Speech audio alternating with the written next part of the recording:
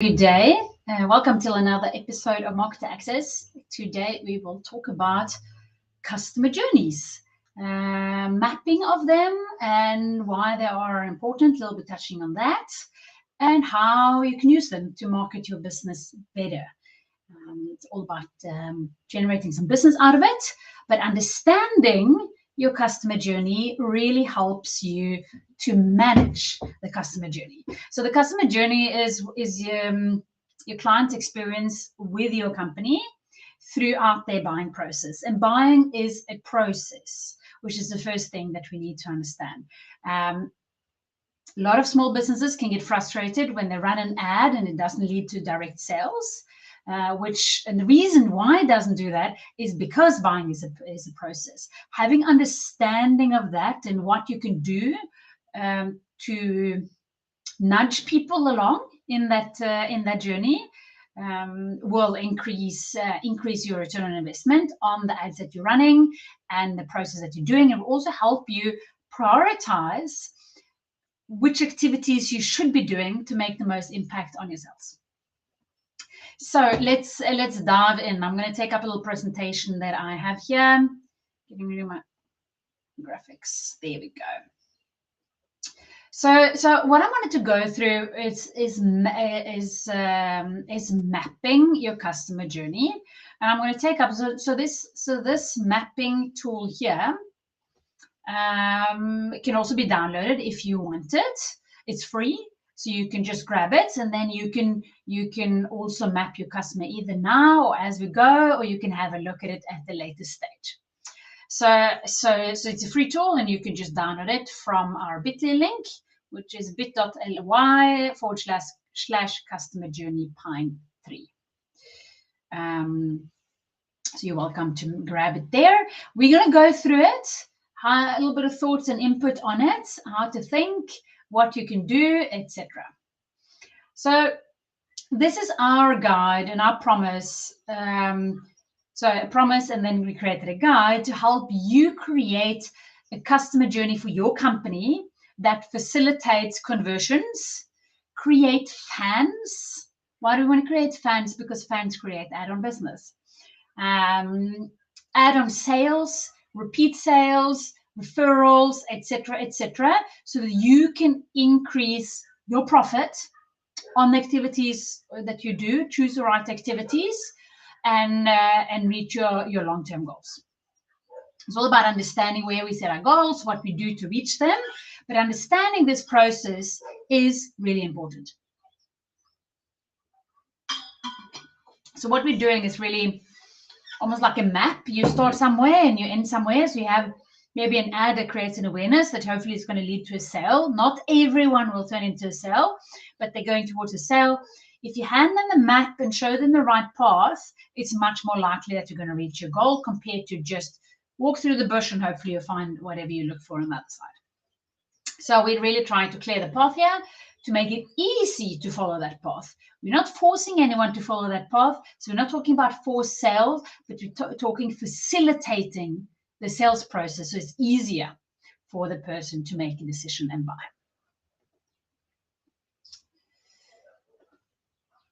Let's see if we can move on to the next one. There we go. So just a little introduction. The customer journey is the complete sum of experiences.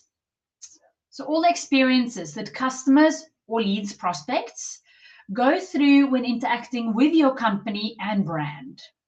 Instead of looking at just a part of a transaction or experience, the customer journey documents the full experience from lead to becoming a customer. You don't have to focus on the full experience right away, but you want to map it out so that you can then go into each different step to see what can you do in this area to increase. Do you have a process in place to increase sales? So we're going to relate it very much to life cycle marketing. So life cycle marketing is your marketing activities that help you create that buyer's journey or the customer journey to increase conversion and sales through that nudging. So life cycle marketing is literally marketing throughout the customer journey to help them to get to that purchase decision.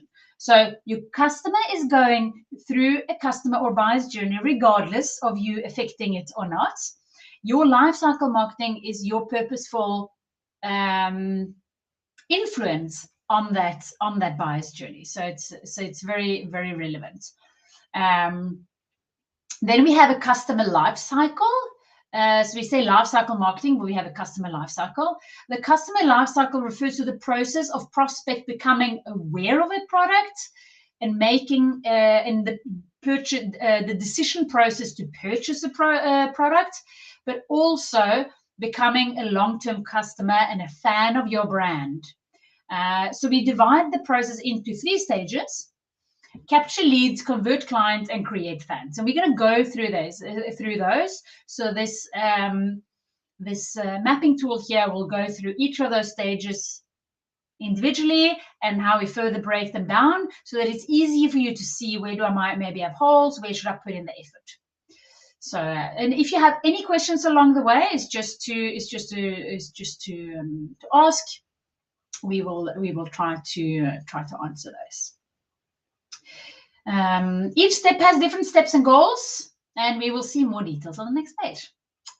So here is an overview of the lifecycle marketing framework, and we put it in context of the customer lifecycle, which we last slide looking at consists of collecting leads, converting clients, and creating fans. But then we break it up even more, so it is easier to understand. So collecting leads, we're breaking down into targeting. And we're going to go through each one of these. Targeting, so how to target, why it's important to target. So really, you can waste your money if you don't. But how to do it efficiently. Then to attract them. What do you do to attract them? We're going to look at that. And what do you do to capture them? So just someone visiting your website or liking your page or something like that, they're not yet leads. So we want to look at how we can capture them so that we have the opportunity to bring them further along in the customer lifecycle. So it's quite an important step. A lot of people might forget this step. Then number 2 is converting clients, which we divide into engaging and nurturing. So we're building trust. We're going to look at that one. It's quite an important one. Then we need to offer them, come with a relevant offer, and we need to close the business. We need to close the sales. If we're missing any of these processes, we will not sell. Then when it comes to creating fans, we need to deliver on that promise. And we're going to talk a little bit about that. Impress, how to impress. And we want to multiply. So multiply would be things like, so 2 main ways of multiplying. 1, getting more purchases out of your existing person that purchased or business that purchased. And the other one is getting other businesses or people to purchase through the one person that did purchase, which would typically be me recommending you to a friend of mine, and they come and buy. So that will be then a new person. And the other one will be, I purchased, I enjoyed the service, so I will purchase from you again, or I will stay longer with you because you're delivering on your promise and beyond. So that's the different stages of the lifecycle marketing framework. So in this assessment, we will help you. So this is obviously you can download this. Help you map out your current marketing activity. So I'm going to talk through how you do it. When you go through this, you will actually do it for yourself. Again, you can download the tool for free, and you can go through it. I will talk a little bit about how to think in the different steps to make it even more efficient. The aim for this is so that you can create a buyer's journey that increases your conversions, which means that you get more sales per lead that you get in. And how that is happening is because you're nudging them through the process. You have conscious experiences that you put in place so that you can nudge them along the way in the purchase process. So let's dive into the first one. The first one is targeting. Let me just take away this one. It's not that you need to see there, but you see here. You see that this is a tool that you can use. You can write your notes there, or you can just take notes on somewhere else, just to make it easy for you.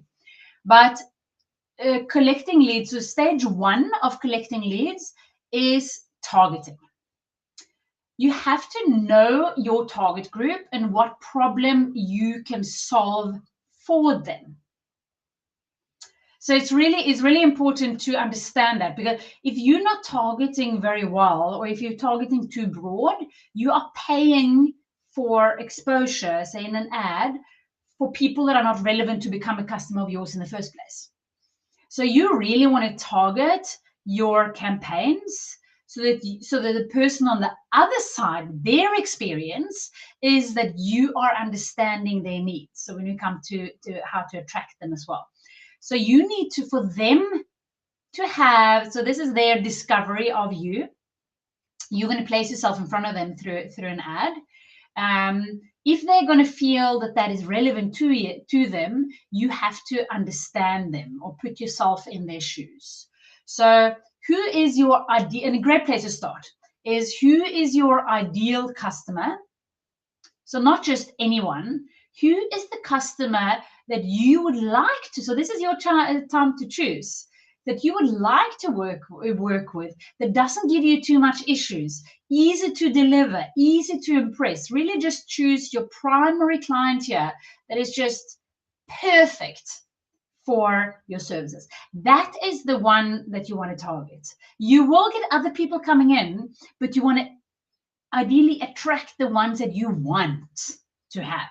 And you don't want everyone, because some of them are a pain in the ass. Who is your typical customer today? So that might not be our ideal customer, but who is your customer today? What do you like about? So have a look at your customers, maybe categorize them. Who's, oh, I don't want more of that client, I want more of this client. Yeah, how that goes. So who is your typical customer today? And then you do an evaluation. Are the above groups the same?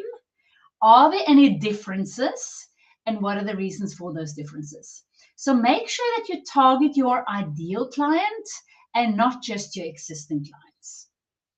If you have existing clients that are your ideal clients, then make sure you get referrals from them, because you are nailing it with the delivery. So collecting leads, targeting, very important. Don't just use general interests that you find on when you're setting up an ad. You can choose these and these work titles and interests, etc. A CEO for an entrepreneurial company is very different than the CEO for Coca-Cola. So you can't just say that I'm targeting CEOs. You need to have more specific targeting than that. You want to talk to them about what's their pain points, what keeps them up at night, what kind of issues do they have, what would they Google if they were to solve their problem.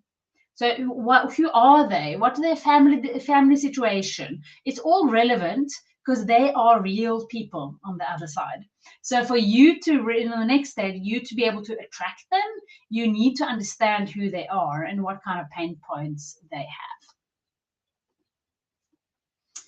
So then we come to in the collecting leads, attract. How do you attract your ideal client? So in the last one, you want to start to target, to write down the targeting of your client, who your ideal customer. On these notes, you want to write down which activities are you doing today to attract clients. Are you running ads, specific content? Just having a website is not attracting, because it's completely invisible. Are you giving something of value? Are you networking? What are you doing to attract clients? And what would you like to do? So have a little look at both of those. What are you doing? And it's fine to say I'm not doing anything, because that just means that there's room for improvement. And even if you are doing something, it's probably room for improvement. So what are you doing when it comes to attracting clients? Do you have are you using lead magnets to attract clients? Which means, are you giving them something of value putting out a good article to attract them to you because you're sitting with the answers. So what are you using to attract them? You need to understand their pain points to be able to do this. That's why the previous exercise is also so important. Are there any differences in your answers above? Is there anything you want to do that you're not doing? Did you get some more ideas, etc.? Doesn't mean you're going to run and do all of those ideas, but it's going to help you prioritize afterwards to see, was there a lot of holes here? Was it another area that had more holes that I need to focus on? Are you active on the platforms that your ideal clients are active? Are you there? Are you showing them? Are you attractive there? Are you creating great first impression for potential clients? For example, ads, email, social media. Again, you need to understand your target market to be able to attract them efficiently. So you have to attract them. You see, this is where these things all come together as a journey, as a process, and we have to do something on every single step. So mapping it out. Right now, we're just trying to map it out, asking ourselves the questions. We're not judging ourselves. We can always look at how to prioritize these things afterwards. Then we have the last one on stage 1, which is collecting clients, is to capture them. So a visit to your website or a like on or follower to a page, things like that, they are not leads. You don't own their contact details because you might not even have their contact details. So are you capturing contact details for example, email marketing or retargeting from potential clients? Remember what I said, every single step of this process is important to have in place. If you're not capturing anyone, we cannot bring them forward in the process to nurture them. So in the customer journey, we need to identify who you are, more in person, not just your ideal client and attracting your ideal client. Now we have identified you are Ines, for example. Email marketing is only one of the platforms you can use to communicate with your potential and existing clients, but it's a very powerful, cheap, and reliable channel. Even if you mainly work to communicate on social media. On social media, you are a victim of the algorithm. So just because someone follows your page does not mean that they see what you post. And it's less and less of that. So there's more and more that you need to pay for people to see your content. So it's very valuable to put effort into email, but don't spam. So some people might say, oh, but no one reads email anymore. If you understand your target group and present good content, they are much more likely to read your emails. And they're much more likely to read that email than to necessarily have seen a post that you wrote on the same thing on social media. Then, are you creating lead magnets to share, to capture email addresses? So make sure you have an active strategy in place to capture. So this is your time to write down, what am I doing to capture contact details?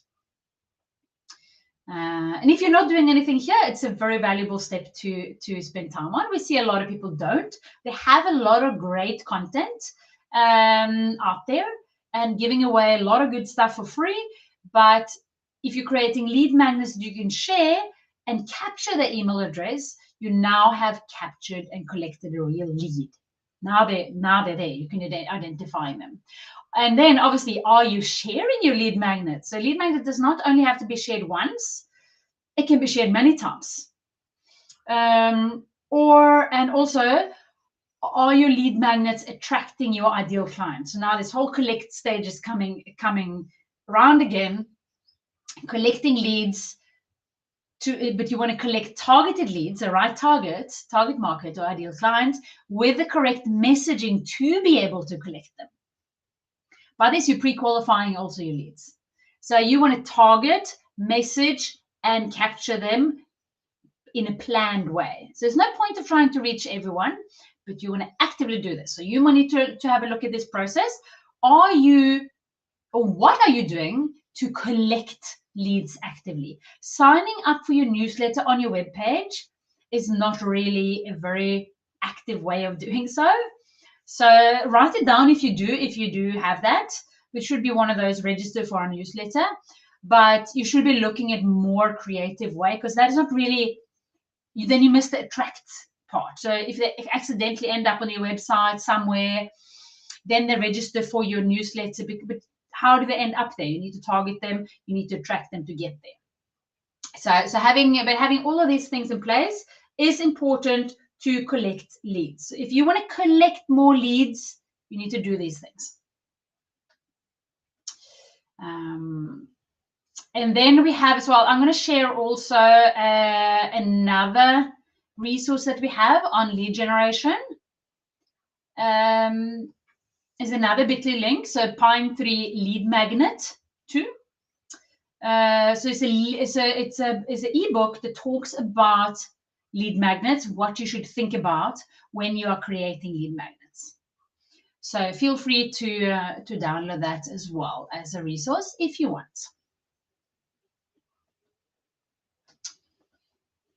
Then we're going over to go back again, converting clients. So we have a step called, we call it engage or nurturing. This is a very important step of your process, and this is where we find that most small businesses are falling through. They're not doing this efficiently, or they're not doing it at all. This is one of the major keys to converting. We're in the converting into client stage. This is very important. 96% of people visiting your website or social channels are likely to not buy straight away. But if you engage with them over time, you can increase the chance of converting them. This is about building a relationship. So purchase decisions, and now we're in the midst of this customer journey forest. We want to engage and nudge people to move forward. They don't just move by themselves. We want to remind them of the good value. We want to remind them of the need we're doing. We want to give them good value. We want to help them make good decisions, how to choose the best XYZ. So really nudge them along, build a trust, show them that other clients are happy with your services or your products, really build up that trust. That is a needed process for a purchase decision to take place. You're building an online relationship with your potential client. Purchase decisions is like building any other relationship. You don't just meet someone random and you become best friends or you become married. It takes time and it takes effort. It takes engaging and nurturing with the person that you want to make your best friend or your partner down the line. But you might not know that right then. So on the, look at these types of questions. How are you keeping in touch and building trust today on social media and by email typically? So what are you doing today? And not yet judging the fact that social media is not giving you necessarily the visibility that you're hoping for. It's obviously strategies to make it more visible. Are you answering known objections and concerns in your communication? Do you understand where the client would stop? What kind of concerns they will have? Is this company trustworthy? Am I getting value for money? How should I do XYZ? Which size do I need of that? Oh, here was a lot of options. What is right for me? Those kind of things. And objections for why I should not buy that they will come with. All of those things. Are you answering those objections? Maybe write down some of those objections and address them in your communication. But that is more dealing with it. But are you answering them? Can be a question so far. Because obviously this is not prioritizing what you're going to do yet, you're just mapping it. How are you ensuring that you are on top of their mind when they are ready to purchase? So back to the fact that this is a purchase process. If you just capture their details, what are you doing to grow that relationship? When they are ready to purchase, make a purchase decision, now they trust you, they realize that they need this. Are you top of mind, or is there someone else that now is there and selling to them a similar product or service? We very often overestimate the value and the importance of our specific service and product. For the client, they're exposed to, or potential client, they are exposed to so many options, so many impulses and distractions from making a purchase decision. Doesn't mean they don't want to purchase, but they might be distracted from the purchase decision. This is where we need to engage and remind them, add value, build a relationship, build trust. So have a look at those kind of processes. And then we want to offer them something. What is your current offer to potential clients? Does your offer provide a solution for your clients? Is it just something you want to offer, or is it actually answering the needs that you established in the first targeting phase? Is it relevant? Is it what they were attracted to? Is it relevant to the nurturing, etc.? So is your offer converting your ideal target group? Because if you're not offering something that is likely to convert, that is attractive to them, they won't buy. So you need to understand what you're solving for them and giving them the right offer at the right time. So is your offer converting your ideal target group? Is that something you could work on? Should you maybe try a different offer? So again, we're not onto what you should do, but that's eventually how you will think. Is your offer in email, social media, etc., usually the same, or do you test different offers?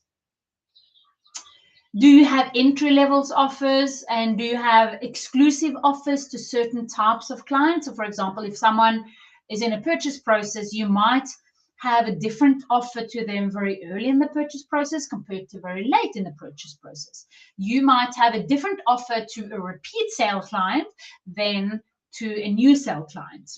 So are you playing around with your offers, understanding what is working? So first step is just, what is your current offer? What are you currently offering? And how is that offer structure set? Then you can obviously go afterwards in the line, is this aligning with the rest of my mapping of my customer journey, or do I need to change this? Then we have the closing part, very, very important. How easy is it for your clients to buy from you? And we time and time again see clients that tell us, oh no, but it's, the buy button is right there. Oh, it is there, or no, they basically think that it's easier to purchase than what it is. Again, remember how many distractions your potential buyer has, and you need to take that into consideration when you consider your own purchase process. The best advice I have there is get someone else to test your purchase process.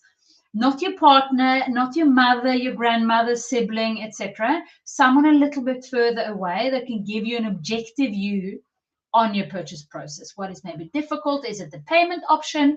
Is it the choices within the product? Is it the choices within the services?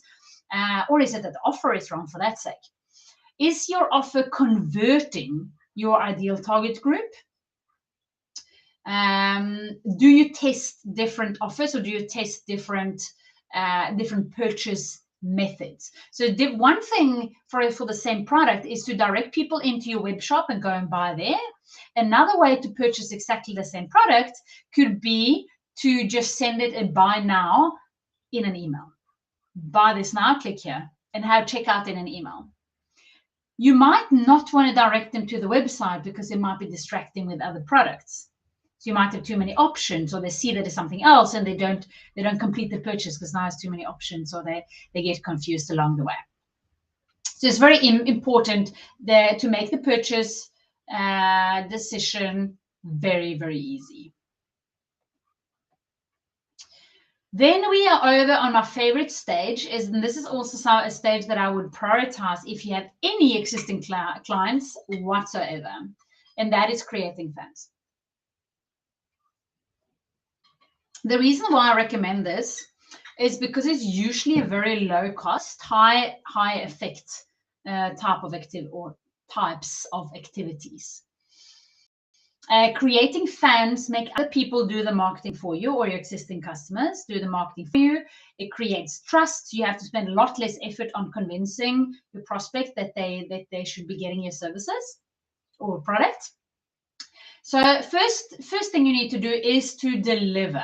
Create a great customer experience post-sales. So deliver on your promise. Are you delivering a high quality service or product? Are you asking if they're happy with their purchase? Ask them, because you might sell something and in the web shop it looks like the example of a web shop. There can be services as well. But example, just expectations. In the web shop, it looks like I'm buying a pair of blue running shoes. When they get delivered, they're more sort of on the purple side of the scale. That wasn't quite what I was thinking, because I wanted to match my blue pants or whatever I wanted, but I wanted them blue. So the product is delivered. The products that it was, call it, expected from you as a supplier is delivered, but the experience from the buyer might be different. Things like that you want to pick up on. And obviously, how you're delivering high quality, is it falling apart? It better not. You should have high quality, but are you? You know, answer these questions for yourself and be very objective. Don't be too in love with your own product when you do that. But think about how the experience could possibly be different from your experience, the buyer's experience. Are you dealing with unhappy clients, misunderstandings, things like that? And are you constantly improving your product and service? What are you doing to improve delivery? Are you doing something to improve delivery? Are you doing something to experience better delivery? Say you say that you deliver in 5 days, and then suddenly you deliver in 3 days instead. That is experienced great delivery. It's actually going into this stage, which is impressing and wowing your clients. So happy clients are your greatest fans, first of all. What are you doing to ensure that you are impressing your existing clients? What do you do to go above and beyond for your clients? What do you do outside of your regular expectations? Is your price just right? Are you impressing, getting them better than what they expected? Is it easy to get in touch with you and your customer service? Are you offering it and not just waiting for them to come to you? Are you offering anything or something unexpected in addition? It can be extra knowledge. It can be a test sample of a product. It can be extended warranty on something. It can be an additional coaching session for free. It can be anything that they did not expect that you give them that has some sort of value to them. Then we have the multiply, which is why this stage is such a nice stage to work with. So getting repeat sales on existing clients is a lot easier when you do deliver and impress. It's actually quite easy compared to getting new clients in, starting from scratch. So because they already trust you, they already been through your process, they're already impressed with you, it's a lot easier to get them to buy again. So this is about facilitating add-on sales and repeat sales. What processes do you have in place to ensure that add-on and repeat sales are happening? Or are you only focusing on new sales? So again, investing in repeat sales and add-on sales is usually a far more beneficial activity financially than to get new sales. Then you also want to use your existing clients to get referrals and reviews so that you can also get new clients from them. So if they refer you, it's a lot easier to sell again to a referral than it is to sell to a person that has never heard of you, that you're just coming through an ad. Getting reviews help you to close those people that are in the nurturing and getting through ads. So having those good feedbacks really help you close new business. If you are successful, you have the potential to significantly increase your profits. This is really low cost, high impact kind of activities. It does not have to, it doesn't put a lot of pressure on understanding. It's just more or less keeping in touch, having touch points so they remember you. So some questions: are you informing your clients of your other services that you might offer, other products and services that you might offer? Are you giving them that information? If you're not, you're losing out. Are you automatically reminding customers to buy again? So you can automate a lot of these processes, which is why this can be very, very high impact, low cost, and low time kind of activity. So are you reminding them to buy again? Say you have a subscription or a supplements that you get for 30 days. Are you reminding them to buy again? Or are you putting them on a subscription rather? For example, offering them a subscription. It's cheaper for you to have them on a subscription than to constantly have to resell to them every month. So you can give them that benefit, financial benefit, to have it make it cheaper if they're on a subscription, because it will cost you less.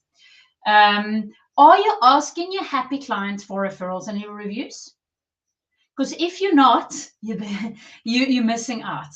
It's fine to say no here, but then you know that this is really something that you should be working on.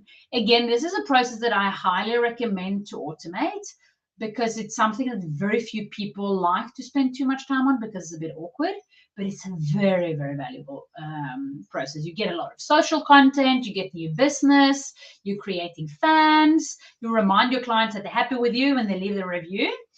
And so the next one is, are you then using these reviews to increase sales?